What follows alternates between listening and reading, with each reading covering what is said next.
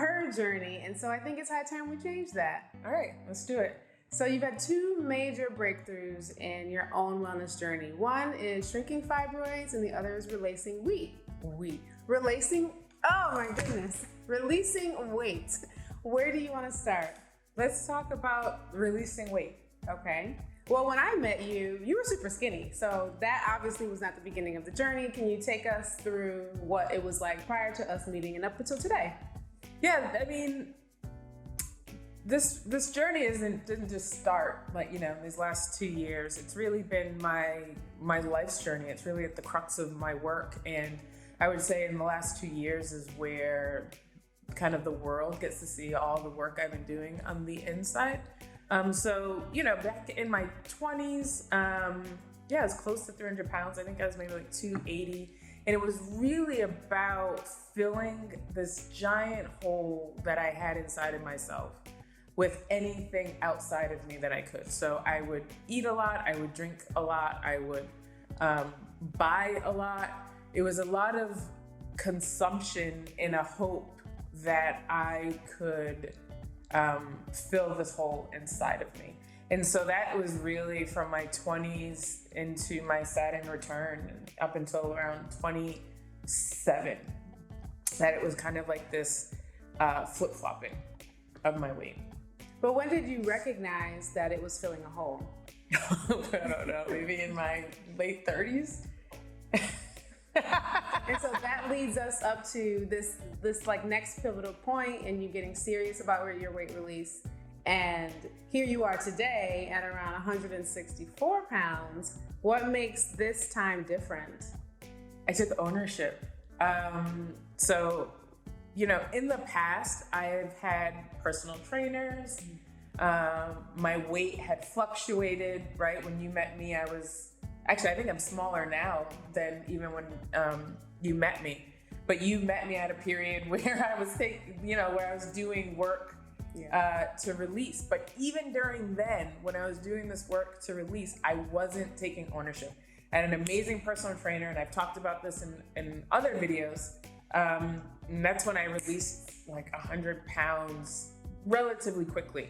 But I didn't take ownership for that. I really checked out, and whatever they told me to do, I did. I would call them for every little thing to keep me going. But that could sustain me for just so long. You're saying that dependency can sustain you for so long. Well, yeah, no one's going to be there, right, like forever. There has to be a point where you can take the reins. And as soon as I took the reins, we were together, you saw, I went right back up. I had no plan, I had no goal, I had nothing. So whatever was my default, just, we talk about, just sitting there waiting for you. Yeah. Whatever my default, I just picked it back up and off I went. Right. In terms of what's sitting there waiting for you, the wounds, the traumas, the hurt, we can do as much as we can do to try to avoid or suppress. Yeah. But as soon as we awaken a little bit, that's like, here's that pile of muck that needs to be addressed. And because it's your default, it's so easy to just pick it up. It's so you don't even think about it, and you just kind of get back into that flow. And then through our relationship for the last 15 years, you have seen me on just that steady climb back up from a weight perspective. And I got back up to my highest that I know is 221. Mm-hmm. Mm-hmm. And so what was that moment where you said, okay, enough is enough? I was miserable. The house was miserable? The house was miserable. We were fighting more, and we don't really fight. And I think that's kind of it. We don't really fight. We have disagreements, of course, but we can talk about it. But this was something different. This was something inside of me I didn't like, and it wasn't we were fighting. It was me projecting, and it was me flying off the handle, and it was me being frustrated with myself, but not wanting to actually ask the questions that I had to ask to get myself out of that rut. Right. And really only, and I remember when I started asking myself these questions, and everyone has the questions that you really don't want to answer. They're your little why and your big why, and it's those things that are really hard to say out loud. So how can you help people in this moment approach those difficult questions? Because it sounds like the sooner we get there, the sooner then we have the opportunity to take new action and get ourselves out of these cycles. But until we reach that mirror, until we look in that mirror. Right, and you don't want to have to get to the point in which you're miserable and everyone around you is miserable in order to ask these questions, right? The best advice I could give you, or give anybody, would be whatever it is that you're scared to say out loud, go someplace by yourself. And if you can't say it out loud at first, that's fine. But say it in your mind, answer it in your mind, because it brings awareness to it. And once you've brought awareness, it is very hard to keep running from it. It's really easy to run from things when you put absolutely no focus on it. Right. It was really easy for me to keep running and doing, staying in my stories and doing things that weren't serving me, as long as I kept my narrative the same. So as long as I kept telling myself the same thing, which was, you don't eat that badly. 200 pounds, that's just what the doctor is saying, right? They don't care about me. They don't know what I need. They don't know my body. I'm a thicker build. Salima loves me no matter what. This is just my lot. Whatever it is. It can't get any better. Whatever that story is you keep telling, because nothing I just said was based in fact. I mean, I do love you no matter what. Well, yes, okay, I'm sorry. Well, except for that. But it wasn't based in fact. I don't know if the doctor doesn't care about me and is telling me to get below 200 pounds because they just want to shame me, right? It was all in my feels. And when I could acknowledge that I was in my fields and own my part in that, then I could start making incremental steps. And these aren't leaps, right? You're not jumping from A to Z, but they're incremental steps. And the thing that I've noticed over the last 2 years, in which I've been super present and intentional, is when you ask a question, you get an answer. Yep. Like that. Yep. The universe is so supportive. We can't deny when those breadcrumbs, I've been calling them breadcrumbs lately, when they're placed right before us. And as soon as you ask a question, there's an answer, there's an answer, there's an answer. But if you're not ready to hear it, you wouldn't have asked. So we always have different perspectives. We do always have different perspectives. Because I think that the answers are abound. But if you're not willing and able to hear and act, I believe it just goes away and comes back another day. Yeah.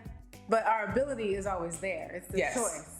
Yeah. It's the choice to hear and the choice to act. Yeah, absolutely. And let's be real. You don't always feel like you've got it to do. Even though everyone will say you're supported and the universe is there, and you're like, yeah, okay, but right? That's what holds you in a space in which you're not happy with. That's what held me in a space that I wasn't happy in. It was that, and well, maybe I can connect a dot too, because you're saying, but too, we are supported. And if you connect that dot from feeling insecure about that support to that dependency, those are connected, right? Where it's you have to stand on your own at this point. And you don't know if you can trust that. Yeah, this has all to do with trusting myself. Right. Trusting myself, accepting myself, seeing myself, knowing my worth. It's all about me. Right? And so when did that shift start to be? How did you know that the shift was sustainable this time with the weight release? It was so different this time. so different. From jump, I said I'm not getting a personal trainer. I have to show up for myself every single day, and I made incremental changes. This was never, when I started, and I told myself, this is not about a quick win. This is about changing my life forever. Right. And understanding that the longevity of this, understanding that I am doing this not just to hit a number or to look a certain way. With that said, I mean, yeah, you did both. Right. But it's about putting a system in place that works for me, that I can honor every single day. And that's why this one was different. It was complete ownership on me. And so your mind is really oriented towards creating a system. And so for the people who don't know how to do that, it's not a how, but it's just like, that's just not their leaning. How would you support them? What would you suggest? Try someone else's system. Right. Try someone else's system, but give yourself the permission. And here's where it gets a little dicey. Try someone else's system, but give yourself the permission to take the pieces that work for you and leave the pieces that don't. Because even through this journey, I didn't have all of the answers, and I would use someone else's system. But I absolutely gave myself the permission to leave the pieces that didn't resonate with me and only focus on the pieces that did. Okay, so this brings up another murky area, because people have a tendency of saying, well, this doesn't resonate with me, when they feel resistance, when it's challenging, when it's difficult, when you have to look in the mirror and be honest with what you're saying to yourself, how you're feeling about yourself. So what's the distinction between this doesn't resonate or just I'm resistant to doing this long enough to see if it has lasting change? Well, I think the caveat is you don't throw out the whole system. Yeah. Right. You don't say, oh, this whole thing doesn't work for me. And then you don't then try to find something else. Right. So you found a system that you think is going to work for you. But every piece of that system, right? So they might be a weight, like I use Noom. So we'll use that as an example. The app is great. There's oddly enough, there's a coaching aspect to it in which there's a group coaching. I knew I was never going to do that. And like I said, I'm not using a personal trainer. I knew I was never going to check in with that coach. I was never going to check in with a group, because I wanted all ownership. Right. I wanted all of my successes and my losses, right? I wasn't sharing that with anybody. And so that piece, I left. That wasn't for me. But weighing myself every single day, I did it. Tracking my food every single day, I did it until I didn't have to anymore. Reading articles every single day, I did it. So answering those hard questions every day, I did it. So it wasn't so much saying, oh, I guess the thing is, understand why you're saying this doesn't work for me, right?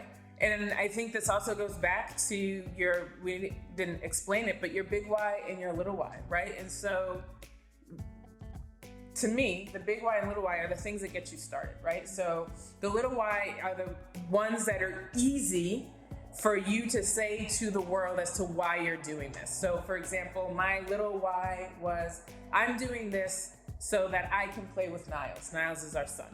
That's my little why. That is easy for me to tell the world. That is easy for me to express to anybody. My big why was that I want ownership over myself, over my body, over my decisions. I want to stop playing small. I want to stop filling this hole that seems to be never ending with food and things and other people's approval, and fill it with me. Fill it with all the things that only I can give myself from the inside. And that's a big why, right? And that's a why that may be at first hard to articulate, but more importantly, it's a why that would be harder to just talk about in, everyday life with somebody. Okay, so I want to make the connection too, within this process and this journey, the fibroids have shrunk. Yes. How would you say that they're connected? So I learned I had fibroids when I moved, oddly enough, after I lost about 100 pounds. And I moved the first time, and I moved to New York. That's when I found out I had fibroids. So I think I was around 28, 29, somewhere around there. And I was smaller, right? I was about the size, I was the size you met me. So it was around this size, maybe just a tad bigger. And I remember thinking, that's my gift. I release all this weight and now I got these fibroids, right? That was my very first thought. And the doctor wasn't, particularly, warm and fuzzy or anything like that. It was just kind of like, yeah, you've got them, and come back when you can't take the pain anymore and we'll cut them out. And that was kind of the discussion and the conversation. Wow. Well, I'm 44. I'll be 45 in 2 weeks at the time of recording this. And for the almost the entire time I have had, and it has gotten progressively worse. At 29, I didn't feel anything. I didn't have any discomfort. But of course, anyone that's familiar with fibroids, they grow over time. And so what happened over the years progressively is the pain would get worse and worse. And the worse the pain got, the less active I became and the more mad I became. And until, full disclosure, this year was probably the first time where I could get my period and not be knocked out and just doubled over in pain. And so the way I had to, so when I decided that I really wanted to release weight, another concern I had was it was very hard for me to work out to a point of exertion. So every time that I would get, it's not too hot, but like elevate my heart rate. Let's say you go running or something. I call it the ring of fire. I would be doubled over in pain. It would be a ring of fire around my abdomen. I'd have like shooting pain at my rectum, shooting pain at my vagina, and that would be it. Yeah. And so I had to really commit to moving my body. And someone built like me, I need movement. Yeah. Like that is essential to my everyday. And so I had to come up with a system inside the system to be able to do what I wanted to do and not be doubled over in pain. And so the way I approached that was it was very slow. It was just, I would try a little something and I'd see how far. So for example, I wanted to start working out. And so I just started with walking. And there would be times that even walking for like a mile or 2 miles would get me doubled over in pain. Right. And so I said, okay, if I feel like a fire, what would you use to put out a fire? Water. So I said, okay, I need to drink more water. So I started drinking like 100 ounces of water a day and making sure that anytime I was exercising, I always had water. To the point when I go for walks, I'd have one of those camel packs on. So I always had water, right? And so that was one step of working towards my goal and still at that point managing my fibroids. Okay, so from the time that we started dating to today, there's been lots of changes in terms of diet and movement, our regimen, of course, taking herbal medicine. What would you say, though, has been the biggest contributing factor to the fibroid shrinking? My mindset. Say more. Yeah. I am going to say more. Oh, snap. Spicy. Yeah, my mindset. I completely shifted my mindset from a outside of me to an inside of me. And so everything that I consume, everything that I look at, I look a couple of steps further and I say, am I going to be happy about this? Am I going to like this? Is this what I want? Is this feeding the narrative that I have for myself? And that is, I think over the years I have dabbled with that. But it was really just kind of like, put my foot in, take it out. I'm not willing or able or ready to commit to myself. And the biggest difference was I was finally ready to commit to myself. And I would probably say, I would hope for anyone else out in the world that you don't have to get to a point that you're sick and tired to commit to yourself. And I think that's at the crux of my work. I don't talk about anything that I haven't lived. I've done that in the past, and I don't do that anymore. Unless I'm on the other side, I'm not going to talk about it, because the journey is so nuanced, and it's so deeply personal, and it is so easy to get knocked off that it's not something that you can talk about while you're in it. You have to give it all to yourself. And then when you're on the other side of whatever that is when then you can share if you feel inclined to help others. But I really had to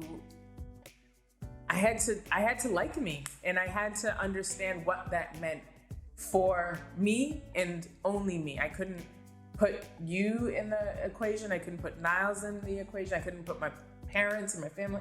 It had to be for me. What is it about me that I love? What is it about me that I like? What is the qualities about me? And that was really, saying it now makes perfect sense. But if I had said this to myself 2 years ago, I'd be like, what do you mean liking you and seeing you and knowing you is going to play any kind of part in you releasing weight or you shrinking fibroids? And I'm on the other side, and I'm saying that had everything to do with it. I couldn't be sitting here having this conversation with you or talking to you all at home if I didn't do that. And it is so clear to me sitting here that it couldn't have happened for me any other way. And I think there's a big emotional piece too, because you talked about how movement, too much exertion would lead to fibroid pain. But there was also this connection that you developed over time, that when your anxiety built up, that also was connected to fibroid pain. And I think you started to see the pattern of what caused that anxiety, and that led to that. Can you talk more about that? Yeah, my thoughts, and it would almost be, and you would say, I'd be like, oh, I'm in pain, I don't know why. And you're like, are you serious? How don't you know? But when you don't want to register it, you really don't know, because you don't want to register it. But I would keep myself at such a high level of stress at all times. If there was a moment where I felt too relaxed, that made me stressed. Right. And so to counteract that, I never let myself relax. I always kept myself at a very high level of stress. And in doing that, I kept myself in almost constant pain. Yeah. I think at the worst of my fibroid pains, I was only getting a couple of days a month of no discomfort. And those days were just like still tense, because you're just waiting, you're just bracing for it to just come on. And it was really scary at first to not keep myself in such a high level of stress. Even when I would say to Salima, if there's something that's going to kill me, it is stress. My stress is going to kill me if I don't do something about it. I would say those words and I would make no change. Right. For years. Yeah. That is a very true statement. For years and years and years, I would say that to you. Yeah. And then I'd go right back to doing what I would do. And then finally, I was just exhausted.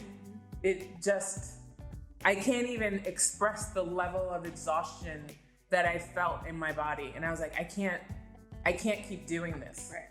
I can't keep going the way I'm going. Right. And I think a pivotal point too, and also seeing how the ripple effect of our pain affects family, affects community. What happened when we were in Mexico? Yeah, we were in Mexico on holiday, and it just hit.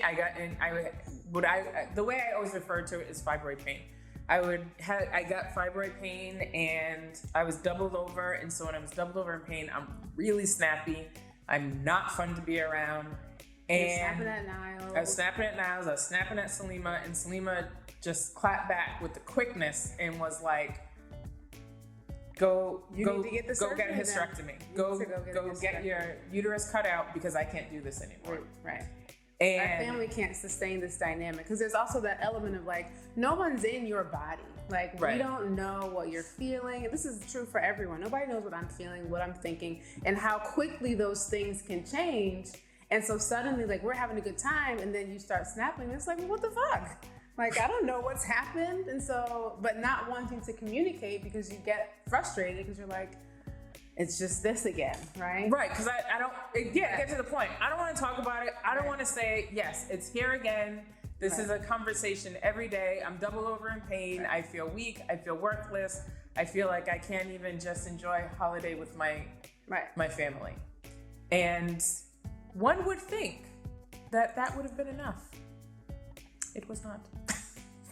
No, but it was. And maybe I'm forgetting. A year later, it wasn't. It did. We went through another year, and then finally, I made a change. But that is proof that you can't change for someone. It's not enough. Right. You are pissed. Oh yeah. Because I was about to pick up the phone and call the doctor myself. Right. Like, you were pissed. Appointment. But it's just like, and that's so. It's not that the surgery is against our beliefs. But it's like, at some point, you have to make a decision about how you're going to move forward with your care. Right. Because the way I've been handling it for like the past decade isn't working. Go figure. Right. The avoidance. it didn't work out so well. Right? There it is. It was always waiting for you. So, but that wasn't enough. It still was a year later. January 2021. What year are we in? 2022? 23? 2021. Yeah. The pandemic messed me up. I forget the years now. I know. Because we went to Mexico in 2019. Yeah. Another whole year went by, and I dabbled, right? And here's what dabbling can look like you're doing something. Exactly. Dabbling can look like you're doing something. And I dabbled to appease, right? So I know how mad you are. I know how upset. I got it. So I'm going to show you that I'm going to start making changes so that basically you back off. Right. It worked. And it worked. Right? Yeah. I was like, I cleared out the garage. I got a rower. I said, look, Salima, I'm on the rower. I went on walks here and there, right? And she backed off. And that was the goal. The goal was not for me to feel better. The goal, if I'm being completely honest and transparent, the goal was not for me to feel better. The goal was not for me to get on the other side of this. The goal was for you to back off and for you to not be mad at me. Dang. And it worked. Right? But it can only work for so long because there it is, right? Then it creeps its head. And then we fast forward again to the end of that year. Yeah. So the end of and again, we had a fight. You were mad at me for something. I was probably doubled over in pain. And I remember I went upstairs to our bedroom and I sat in the bed and I said, I have to make a change for me. Right. I have to, because it might have been, sorry to cut you off, it might have been in that year, then you really started to see your relationship with Niles. Well, because we were together for 24 hours a day, 7 days a week, locked in a house during a pandemic. Right. You know? Like there was no escape. Agitation that was unfairly coming out on him. And I would point that out. So maybe that was it. It's fuzzy at this point. Yeah. In terms of the details. But at the end of the day. Yeah. I didn't change until I said, I have to want this for me. And that's when I ask questions like, why? Why do you want this for you? What are you scared of? Yeah. And the answer that comes up when you ask what are you scared of is, I don't know what's on the other side. I have been living, even though it's pain, I have been living in this for so long, I understand it. Just because I understand it doesn't mean I like it, but I understand it. And I don't remember life without it. And I'm scared to get to that other side. Yeah. I'm scared of what that means. I'm scared of who that is. More important, I'm scared, you know what? It was the responsibility that scared me. It was the upkeep that scared me. It was the requirements of being in this body and what I needed to do scared me. And so for over a decade, I chose to stay in pain and to stay in what for me was a lower vibration, then move through that and see what was on the other side. And, and this is being married to somebody who says every day, and I believe because I lived it, it's not like I didn't live this with you and believe it, you have no idea what is on the other side. And it's good and you can trust it. It is good, but you know what it is? I think when you do some work, right? Because this isn't to say that I just started doing this work in the last 2 years. Again, this is now just the outside world can see all the work that has been happening over the last 12 years or what have you.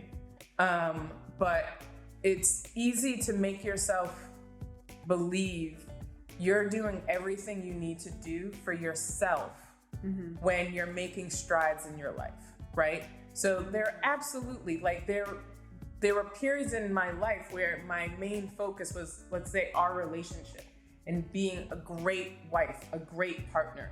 Then we had Niles, and it was like, how do I be a better parent, right? So there's always these areas of your life in which you're working on, right? But I think everybody has the crux of their work. I think everyone has what that thing that's specific and special just for you, right? That's yours, right? What is that? And that's the thing that I ran from. And that's the thing that I ran from and was scared to be on the other side of. Mm-hmm. That's powerful. How does it feel being on the other side? Fantastic. Well, you know what? Everyone's gonna be like, oh, it's fantastic. You've done this, you've done that. It's gonna be great. At first, it's scary. And I'm gonna tell you why it's scary. It's scary because you think it can go away. It's scary because you're not sure that you can keep it. You're not sure if this time is different. You're scared to share it with people. You're scared to tell people when you release, at least when I released weight that I finally noticed. It took a little while for me to notice, but other people noticed. It was scary for me to go out because then you get the comments, you get and it's a damned if you do, damned if you don't. You want the comments because you did so much damn work, but then you don't want the comments because you're like, well, shit, what did I look like before, right? So, and it's hard, but when you're stepping into your new self, this new version, it's a little frightening. But then consistency pays. So then you kind of get over that hump, and then what also comes up are new desires, right? And so it's not always looking at the scale and blah, blah, blah, blah. It turns into something else, like, oh, I have more space, or like I can go do a kickboxing class and not be doubled over in pain at all. Right. That's huge, right? That's huge, and it's super exciting. You want to go do it, and you want to shout it from the rooftops. Because you see, how often do I talk about this all the time now, and I get so excited because it feels so good. But that's not, it took time to even get into that space to have those conversations. So yes, at first it's scary, you're a little hesitant, and you're very protective because it's new and you don't want to lose it. And the undertone of this that I hope people have been picking up on along the way is trust. And so at what point did you begin to trust your body, trust that the pain wasn't going to return? That was a big one. I remember that would be in the back of my mind when I'd work out. I'm like, I'm scared. I want to go further and harder, but I am scared to because I don't think my body, specifically my uterus, is going to support me. Mm-hmm. I would say that all the time. And there hit a point where I said, okay, uterus, right. You and I have to have a new relationship together. So if you show up for me, I'm going to show up for you. And so it was building trust with my uterus, is building trust with my body. It was saying, yes, there's a part of you that wants to go further, but there's a part of you that's saying, let's not go further yet. And so you have to honor both sides of those. And so again, it was a system inside of a system. So I said, okay, I would break my my workouts up into 10-minute increments so that I had a break in between, so that I could always bring my energy down before I brought it back up again. Water, I would always have water. Herbal support, I would have blue vervain. I'd have it before I'd do a workout, I have it after. After a workout, I always lay down on a heating pad. I always took time to rest and to slow down. I never just went from a workout to my life, like jump in the shower, morning routine, blah, blah, blah. There always had to be a time where I would sit and I would lay down and I would reflect and I would bring my energy down. And then one day, and it truly is like this, just one day, I was like, oh, wait, I have no pain. I just did a whole workout, I have no pain. And so when that happens, I say, okay, let's push it a little further. And so I would push a little further, meaning I would work out harder. Mm-hmm. So if I, whatever I would do, I'd go a little bit more, but not crazy. So I'd add like another 10 minutes and to see how it worked. And then before I knew it, I was doing a 30-minute, 40-minute workout and not needing the time anymore. And this is where it was different for me.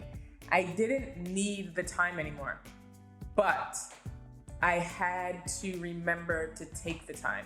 And the one thing that I always said about fibroid pain is I have this pain to remind me to slow down, because I don't slow down unless I'm in pain. As soon as I'm in pain, I'm out. I have no choice. But if I'm not in pain, I won't stop. I will just keep going. And I made the decision that I don't want to have pain to make me to make me slow down. I'm so glad you brought that up, because you were talking about how having these conversations with your uterus, and I wrote down just this little note of like, your uterus has been the thing that keeps you on tempo, the signal that tells you what your capacity is. And that was the relationship that needed to be built. It's like, can you honor when we need to rest? Right. Yeah. And to go back, your question about my energy, and it was also that. So it wasn't just resting, but it was also keeping my energy at a very even level. Because as soon as my energy would go up, like from a stress perspective, I would be in pain. And then when I would take the time to slow down, to breathe, the pain would go away. Mm-hmm. And so it's, it really has been about a recalibration of my life and making a very conscious decision of what kind of life do I want to lead and who do I want to be in that life. I want to touch on something, because people think that having surgery to remove fibroids is your only option. And you always refused that every time that came up at the doctor's office. Can you talk more about why?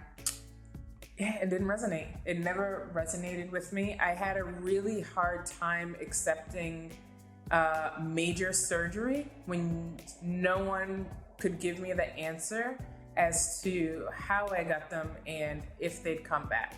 An answer that I got a lot was closer to, like, after 40 was, you're over 40, you're closer to menopause than not. So the chance, look how long it took them to get this size, the chances of that happening are slim to none. That just wasn't a good enough answer for me. And the one thing that I always knew was that I could control the pain with my mind. So I had the ability to not let it get away from me and be doubled over. I had the ability to, when I would see it start up, to bring it down. So I knew that I could control my discomfort. If you can control your energy, you knew that the pain would go away. And that was the biggest thing. I think that came about in those conversations that you were having with the uterus. Like, I knew, but and here's the caveat, right? Here's the thing, there would be times when it felt like so much work. Yeah. So much work to control the pain that it was almost like a tug of war, and eventually I would lose. Mm-hmm. Eventually I'm like, and just let the pain take over, because I was like, I can't do this anymore. But even with that, the surgery just, I can't give like a very much clearer answer than it never resonated with me, ever. And I've had multiple doctors be like, if you were my daughter, this is what I would suggest. And I'd say, okay, but I'm not doing that. And I think, if I have a second to think, I think more importantly than the surgery was I knew that there was a lesson here for me to learn. And I was seeing how I was learning that lesson. And I think my concern or my fear was, if you cut this out of me, this seems like a much gentler way to learn this lesson. And I think I was a little concerned about what would be the other way for me to learn this lesson if this got cut out of me. That's the way I thought of it, just because I could see how it affected my life. Right. I could see what was being asked of me and what I was doing, and how they were in direct opposition. Say more about that. What was being asked and what were you doing? Just to clarify that. Life was asking me to slow down. Life was asking me to trust. Life was asking me to relax. Self-accept. Like, to accept yourself, to see yourself, to love yourself. And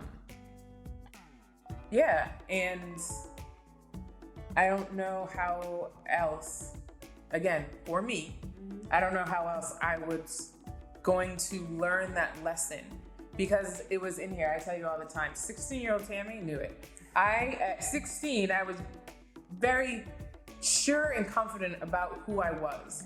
And I was okay with that. I was good with that. And then, first relationship, and you just kind of it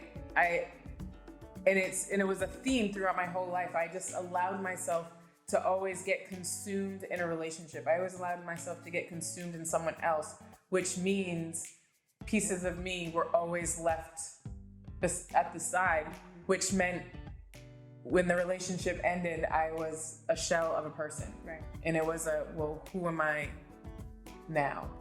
And it was a constant starting over.